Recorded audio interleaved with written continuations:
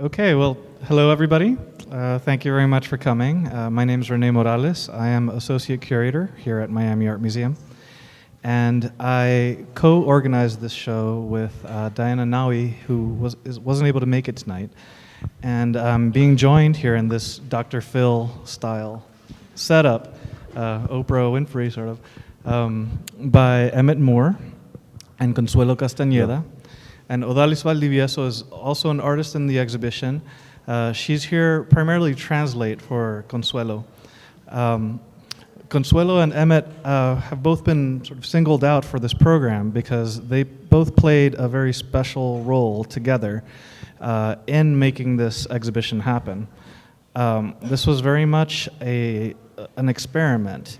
What we did was we asked Consuelo and Emmett to react to the other works in the show and to build an environment in the gallery within which the other artist's work is displayed. So rather than contribute their own objects per se, they created basically the exhibition design for the show. Right off the bat, this made necessary a very intense level of collaboration between our exhibition designers and the curators and between each of the participating artists, all of us together. So it was really quite an interesting and exciting experiment. So with this program, what we wanted to do was to reveal a little bit of that process and to share with you some of the steps that we took along the way. So, I'd like to start with a few images of past work by Consuelo and Emmett. I should mention, when Diana and I were doing studio visits, when we were first organizing the show, working on conceiving the show, we did so very organically. In other words, we were just doing visits and visits and visits without any sort of predetermined ideas, and waiting, hoping that the work itself that we encountered would help us give us an idea of which way to take the show. And there was a very critical moment that happened when, in the same week, we visited Consuelo and Emmett, and actually a couple of other artists who shared various interests in common, starting with an interest in creating a total space, a whole space. Also an interest in design and in furniture, and also an interest in Miami's material culture, the history of Miami as a visual environment, as the objects, the kinds of decoration, et cetera, that we find in Miami, particularly with an interest in the 1940s, 50s, that fountain blue era, and in the 1980s, of course, the Miami Vice, Scarface era, right? So we found these things very much in common in previous works by both Consuelo and Emmett and several other artists. And that helped us move along this idea of putting them together and collaborating and really creating a space that brings in those kinds of, that Miami material culture and those kinds of ideas together. I'll mention again, at the risk of talking too much at this introduction, that if there is one thing that does really characterize Miami's art community, it is a really remarkable number of artist-organized, artist-run spaces, exhibitions, and places that have even developed into all-out exhibition venues. This is not something that you find, and you find this in many places, but at the level that you find it here in Miami, it's really remarkable. And those spaces tend to, first of all, create exhibitions that look different, often look different from the kinds of exhibitions that are put together by curators, because they're artist organized.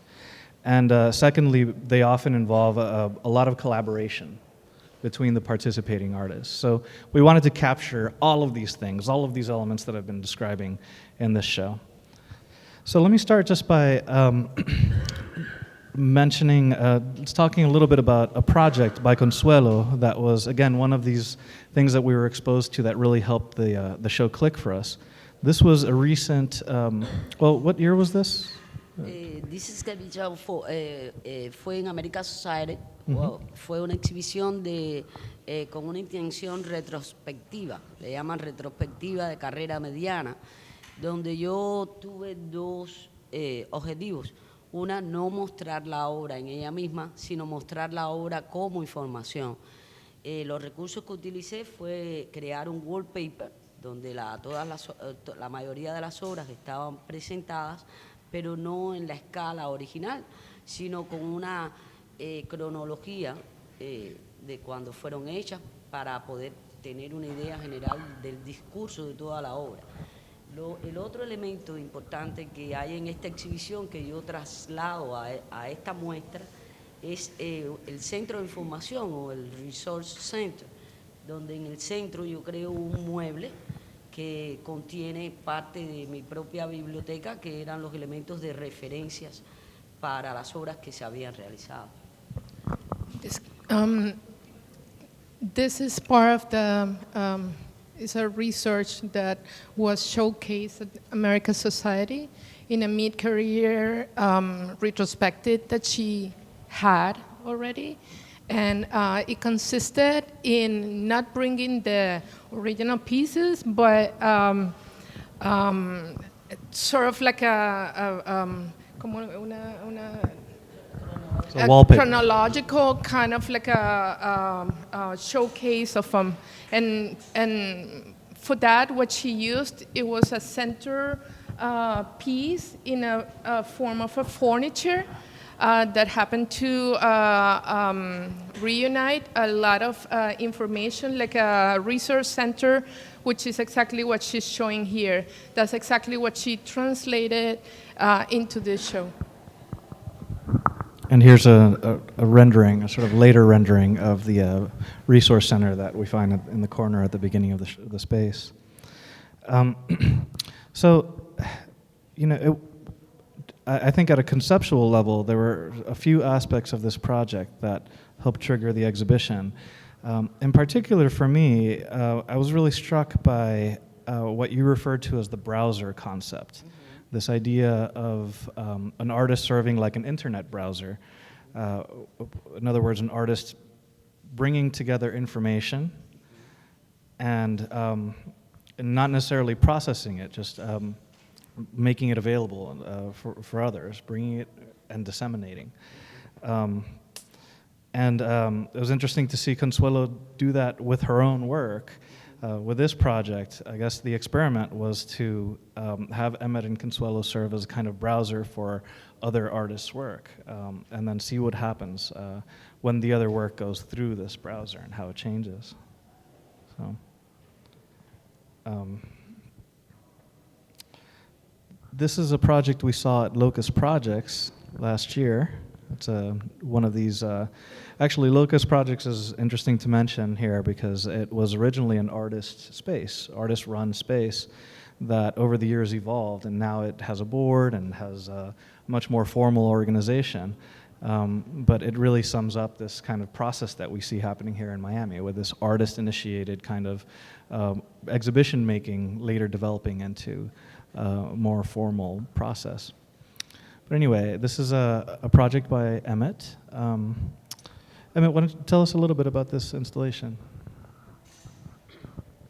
Well, this project started when I noticed some correlations in various realms of design, from lowbrow utilitarian design to like kind of chic high design, and they're mostly formal and aesthetic elements that I tried to draw comparisons between with sculpture and the wall paintings. What is the pattern on the walls? So the patterns on the walls all came from security envelopes, which are the envelopes you get in the bank that prevent you from seeing the numbers or stuff written on checks. And I started seeing these correlations between these patterns and Formica laminates and veneers, granite countertops, and different design elements, and experimenting with ways of like overlapping these references to kind of highlight their similarities.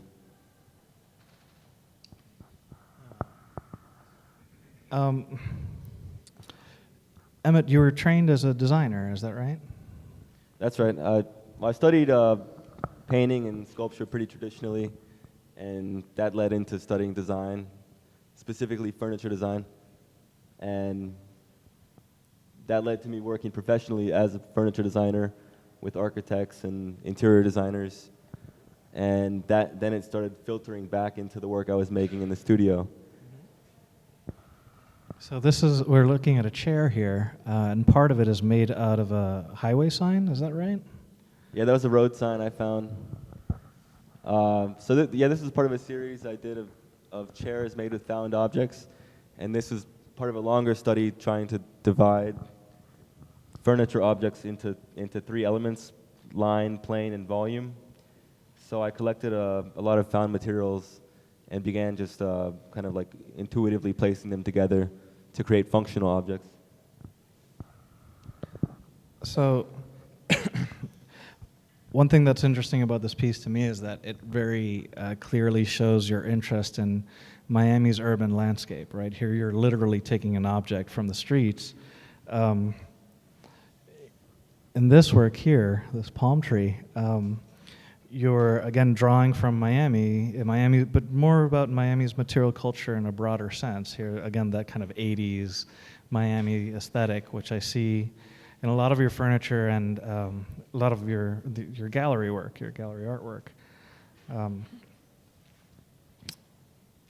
You grew up here, right? Yeah. Yep, I grew up in Miami. Yeah. Actually, I only realized how much influence I was taking from Miami's urban landscape and architectural vernacular after I went away to school, because I was only using pastel colors and things like that, and everyone was saying, "Oh, you're so Miami." And after the fact, I started researching Art Deco architecture and trying to push that aspect of the work, because I didn't even realize it was there until other people pointed it out. Yeah, I think, one of the things about Miami is that it's a place that gets represented a lot everywhere. So you go to school elsewhere, and people will look at something like this and say, "Oh, that's so Miami." That's a term that's on people's tongues, right? "Oh, that's so Miami." I think one of the things we really wanted to do with the show is to kind of get past that "so Miami," to get past the kind of cliche ideas of what Miami is.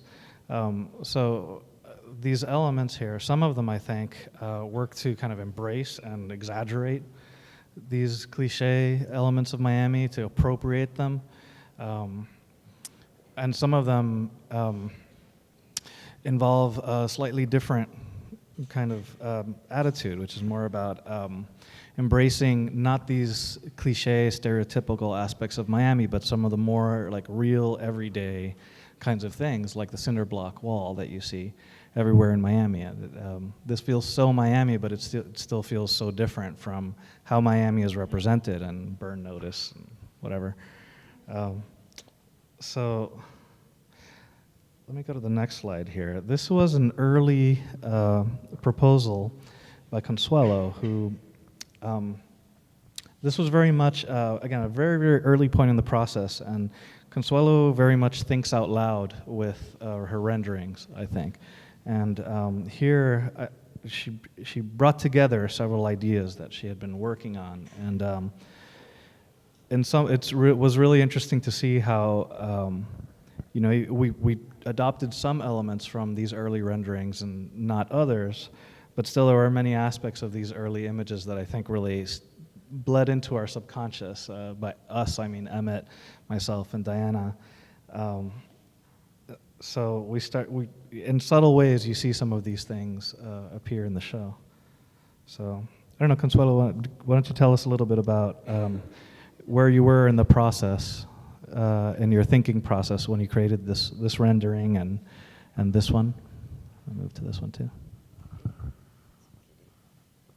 tell us a little bit about these images? En esta primera propuesta, donde realmente estoy pensando casi en la mitad del espacio, Yeah, in the initial proposal, she was thinking in half of the space. inicialmente esta exhibición estaba comprendida para 2 artistas cada 2 meses o algo. Initially, it was conceived for 2 artists every other month.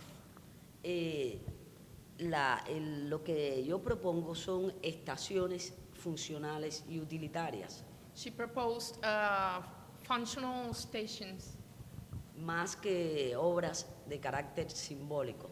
more, instead of the traditional symbolic art piece. Ya en estas propuestas yo hago referencia a arquitectos o a elementos de la arquitectura de la modernidad. And, she used as reference architects from the modern era. Y además intento utilizar, como en esta pieza, referencias de artistas locales, en este caso George Sánchez, su pieza La Bendición. In this case, she used as reference some of the local Miami-based artists. Like for instance, in the case of the panel on the left is La Bendición, the blessing, I guess, from George Sánchez Calderón. Elemento que después sucede en el proceso donde yo confronto la propuesta por los curadores de operar con la obra de otros artistas. And what happened afterwards is that she had to actually negotiate to terms with the actual works of the artists invited to the show. También, no sé si the other slide or the before, the other one, or the right there, the architect, the lapidus, the element of the lattice, el elemento de la celosía es un elemento arquitectónico que me llama mucho la atención y que ya concibo que debe ser usado. One of the architectural elements that she actually considered at the beginning was the lapidus, and she decided to include it as part of the elements of the show. Yeah, we're seeing here the ballroom from the Fontainebleau, right, as it once was, with these columns then replicated as actual 3-dimensional elements leaning against the wall. Sí, en una visión bastante escenográfica, usando todo el elemento del artificio, de la mentira, del espectáculo. Well, she used the theatrical kind of way of setting, and so one of them was the prop, creating like a prop, so that it can just give you sort of like a illusion of the real stuff and the spectacle. Muy vinculado al carácter de la historia y de la arquitectura de Miami, que es bastante joven y bastante escenográfica. Very well connected to how the Miami architecture is kind of like a flamboyant. Mm-hmm. So, hay 4 referencias que a mí ya luego después de este momento que ya los curadores deciden invitarnos con esta función específica de diseñar el espacio, hay 4 referencias que tengo en cuenta. Una es Peter Greenaway, que le pusieron en sus manos durante los años 80 un museo, y los elementos del museo los reestructuró y los organizó para hablar sobre el cuerpo humano. After she got invited to be part of the show and organize it, she took 4 major references. The first one is Peter Greenaway with this ideal. She means the filmmaker Peter Greenaway. Mm-hmm. Sorry. Yeah, reorganizing sort of like a museum collections into his work, to propose a discourse on human body. La segunda referencia es Helio Itisica, del cual intento aprovechar toda la cosa exótica y bucólica, como explica Emmett, de Miami, de la cosa tropical. La otra figura que me interesa es Tirabanija, que trae un poco al público a tener un intercambio intelectual y chill out en el ambiente del museo. Y por último ya la figura arquitectónica de Lapidus como el ícono de la arquitectura moderna de Miami. Well, and the rest of the three references are the Brazilian Helio Tisica with this idea of creating this kind of a romantic tropical space. Then the second one is Tirabanija. Where's he from?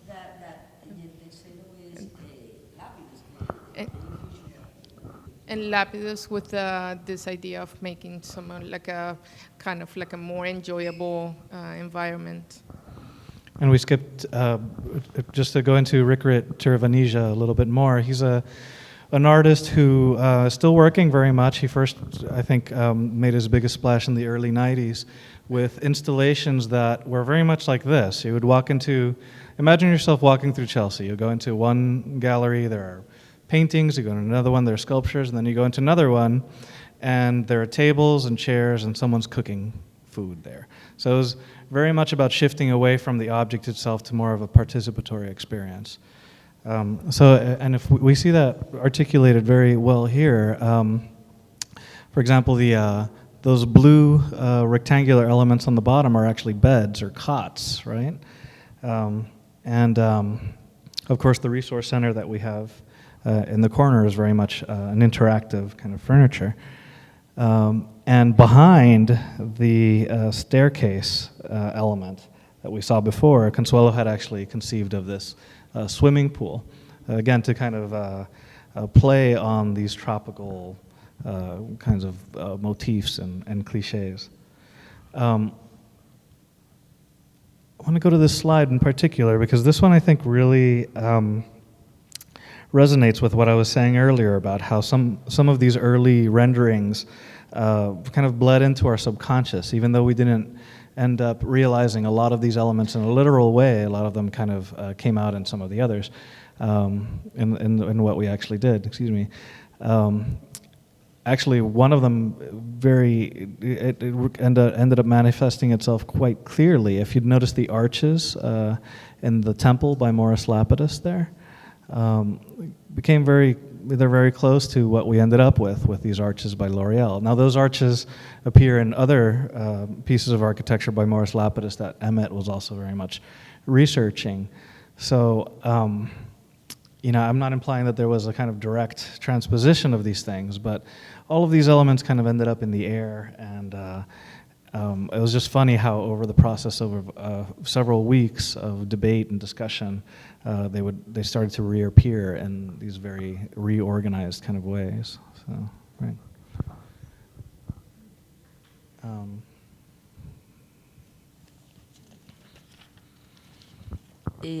Es muy interesante cómo ya en la colaboración que se propicia entre Emmett y yo, muchas de las ideas que yo concebía bidimensionalmente, Emmett tiene la facilidad de desarrollarlas ya como un elemento tridimensional en el espacio.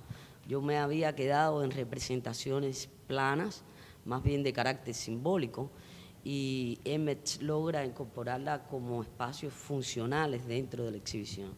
Well, one of the most interesting things that happened between our collaboration is that I made basically symbolic 2D renderings, but Emmett has the ability to translate that into the actual 3D space.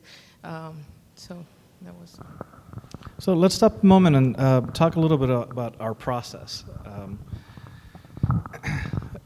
we invited Emmett and Consuelo pretty early on to take on this very exotic project, and it was very much a hurry up and wait situation at the beginning, where we had them lined up as we were continuing to do studio visits and selecting the other artists in the show, and they were waiting and waiting and waiting, and then one day we drop onto them this list of artists and specific objects that we had selected, and told them just to think about it for a while.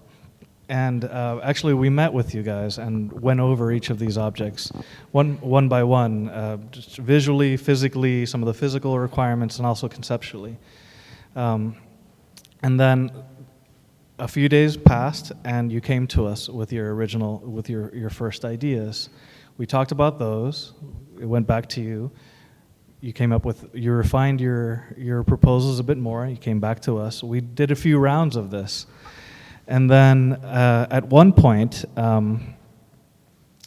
we set up a kind of a round-robin situation where over the course of 3 or 4 days, we had each of the other artists come in. One came in between 11 a.m. and 1 p.m., the other one between 1 p.m. and 3 p.m. One by one, each of the artists came to the whole group, Emmett, Consuelo, myself, and Diana, to go over some of the evil plans that we had for their work.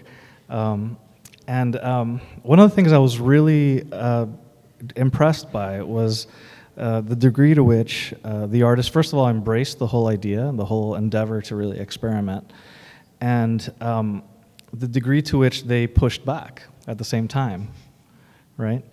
And that pushback, I think, was really critical, because most of what you see here wasn't just a simple transposition of Emmett and Consuelo's ideas. It was very much it became a collaboration, ultimately a collaboration between each of these artists and Emmett and Consuelo, right? So, yeah, I think, and it was interesting. One thing that's interesting to me was how a lot of the ideas bounced around a lot. Like in the arches here, you see paintings by L'Oreal Beltran. That's what we ended up with in the space. That idea, I don't remember if after or before, that idea actually was in the air for Gideon's photos. So things bounced around from one artist to another. Oops. Yeah, the lattice wall that you see here, it's hard to make out, but this actually is a kind of a shelf system made of cardboard elements that, in a subconscious way, or I don't know if it was completely unrelated, came to resonate with this beautiful idea for this lattice wall by Emmett, right? Emmett, why don't you talk a little bit about this element? Well, when I started out meeting with Consuelo, we had a lot of similar ideas as far as the elements we wanted to include. And then compiling these ideas, we kind of came up with a database of elements, and then started balancing them off with the artist, and figuring out. We kind of came up with several different proposals for each artist, and using what they felt comfortable with, took it from there. So the lattice wall was one thing that was never geared towards any artist in particular, but we were both playing with this idea of using a concrete lattice, and Consuelo's idea of the cardboard lattice overlaid with the digital image of a lattice kind of turned into my idea of creating a drywall lattice, which would play with the modes of display and kind of deconstructing the exhibition space by having a wall transition from a clean wall into a lattice structure that would reference Miami modern architecture and Art Deco architecture. So this wall kind of came full circle from being a digital image to this sort of abstracted idea of a lattice wall to actually being an actual lattice wall. And this wall here behind us. Now, originally, you were thinking of using a different process, right? Mm-hmm. And tell us the original idea. Well, the original idea kind of evolved into using drywall wooden studs and having it transition from an actual drywall into the lattice, kind of in a gradient. So like a kind of a fade effect. So it looks like a normal wall, and then this cutout pattern just starts to gradually enter into the wall and go all the way until the end. And meanwhile, you can see through and see the studs that are usually concealed behind a wall. I mean, I was excited about this because this would have involved using a CNC cutter. And I was just like, you know, I'm dying to like CNC cut anything, you know. So I was really happy about that. But we found a bunch of technical challenges, but mainly it was just that you had this idea to switch over to these cinder blocks, right? I mean, it really came to fruition after talking to Bhakti, because the whole time with all of these elements, we were communicating with each of the artists and letting them know we're leaning this way or that way.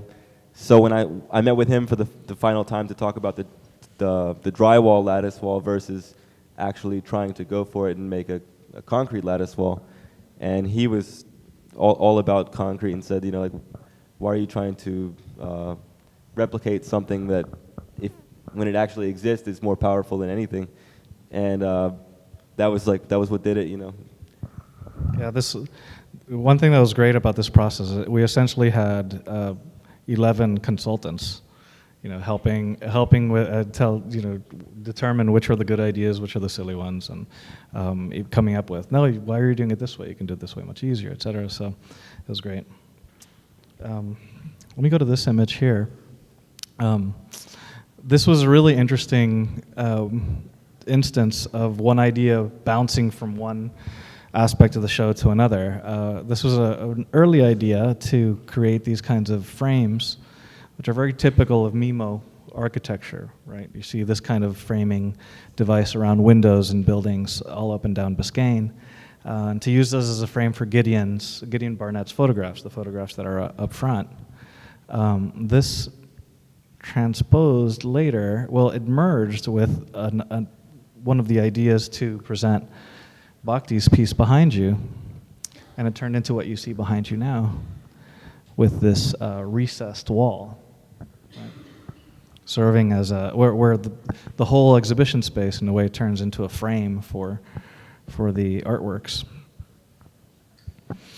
And several other instances. Here's at one point the color, all the color behind in this sort of pixelation effect that was originally intended to be behind Bhakti's piece was determined to be too strong, too conflictive, so it turned into a sort of black and white pattern, and then that later turned into this striped background for Gideon's photographs over there, and the wall behind you over there. So, you know, again, it was very much an organic process, and there was very much amorphous lines between one project and another. I think that was one goal that we wanted. We wanted to kind of blur the lines between some of the objects and between the objects and the exhibition design. I'll mention one thing. You know, Emmett mentioned one thing that I thought was really important, which is that some of the interventions, some of your elements were interventions into the artist's work. So, for example, the sand that was placed around L'Oreal Beltran's sculptures up front, or the pavers that serve as a kind of platform for Sinessa's sculptures up there. But then there were other elements like the cinder block that were independent of the artworks in the show, and that relate more to the exhibition design. So I just want to kind of interject here a little bit and just describe a little bit about exhibition design. I mean, this is an issue that is actually, it's very, very important in the process of making exhibitions, but it's kind of little understood. You know, we as curators have at our disposal a relatively malleable space, this white cube, which is that way on purpose so that you can really bend it and flex it and make it do different things. And yet we tend to be very conservative. So a wall such as this will typically just be made out of white drywall. We tend not to paint the walls behind the wall on which photographs or paintings will get shown. So the whole project was really an attempt to shake loose the kinds of self-imposed conservative spirit that curators have in making exhibitions, and to do so with the help by recruiting artists to make it happen. So kind of an interesting element. In the process, the curators are essentially stepping back in some ways and allowing artists to take over functions that staff we usually do ourselves.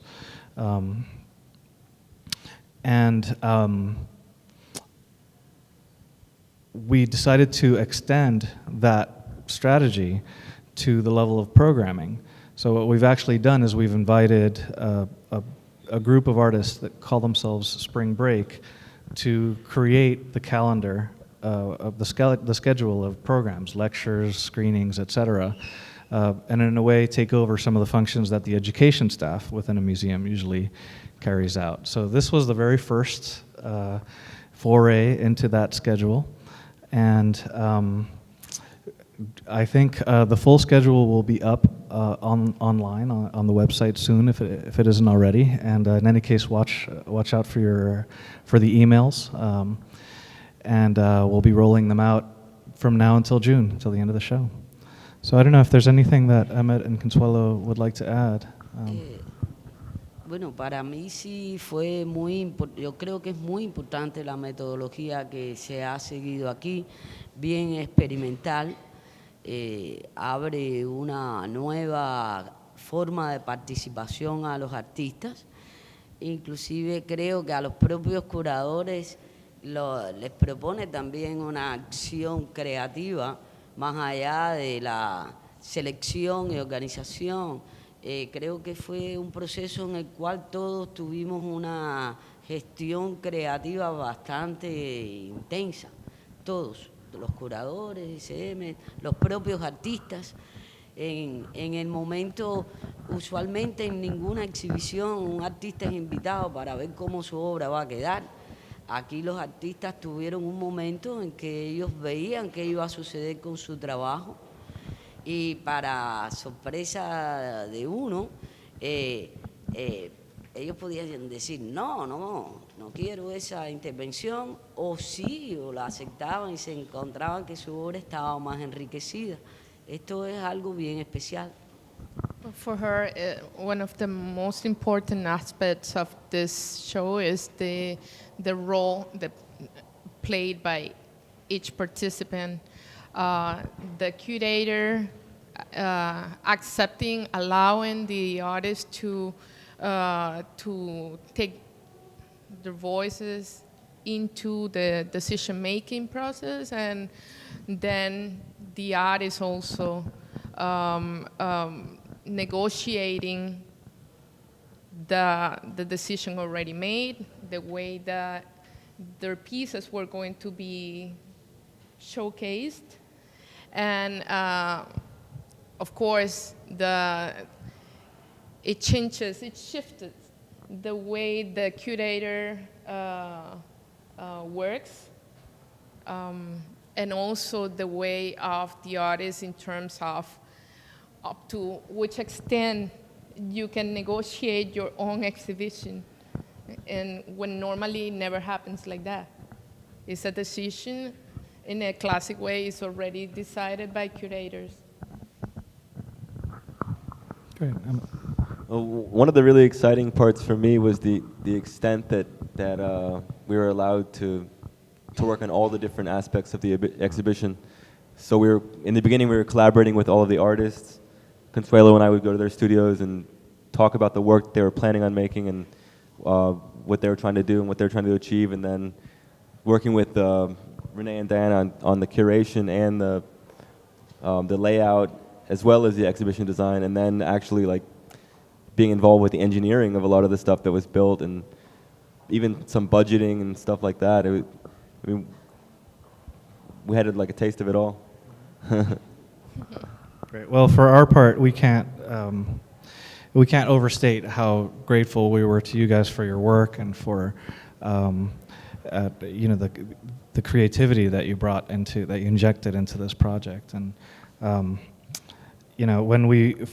Diane and I first started out planning the show, a question that we asked ourselves was, what kind of show can you make with local artists that you can't make with a show of artists from everywhere? That was a really pivotal question. Why a local show? We felt like we needed an answer to that, And one of the more interesting answers to that question, I think, is that you are able to achieve a level of intense collaboration that you can't. It's simply impossible if you have artists from everywhere. Collaboration between the curators and the individual artists, and collaboration within the artists in the show. That's something that is very rare. And I would love to see that happening more. And anyway, on that note, I think if anyone has any questions, please go ahead.